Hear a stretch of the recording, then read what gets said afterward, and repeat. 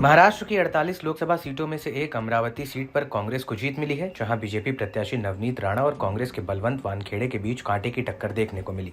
बता दें कि अमरावती सीट पर कांग्रेस प्रत्याशी बलवंत वानखेड़े को कुल 5,26,271 वोट मिले, जबकि बीजेपी प्रत्याशी नवनीत राणा को कुल 5,06,540 वोट मिले और उन्हें हार का सामना करना पड़ा। लोकसभा चुनाव के दौरान उन्हें यहां दूसरे चरण में 26 अप्रैल को मतदान हुआ था। रिपोर्ट्स के मुताबिक अमरावती सीट पर 57.46% लोगों ने अपना मताधिकार का इस्तेमाल किया था।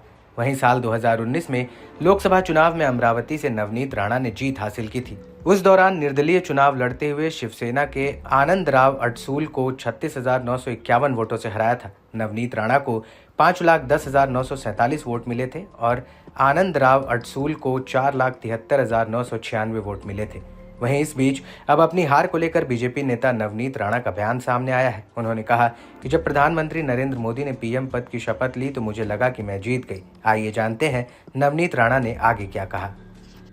मुझे लगता है कि हम जैसे जितने भी उम्मीदवार थे और स्पेशली मेरी हार होकर भी मैं उस वक्त जीत गई जिस वक्त मेरे प्रधानमंत्री ने एज ए प्राइम मिनिस्टर शपथ ली। तो मुझे लगता है हार के भी हमारी जीत है इस देश के लोगों की।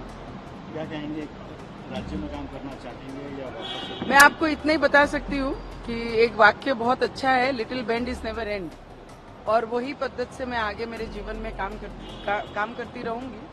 पर एक बात का हमेशा चिंता और हमेशा जिंदगी में रहेगा कि 2019 में एक निर्दलीय करके मुझे मेरे लोगों ने, अमरावती के क्षेत्र के लोगों ने दिल्ली भेजा था, और इस बार मैंने क्या ऐसा किया कि मेरी जनता ने अमरावती को मुझे यहाँ पे रुकाया।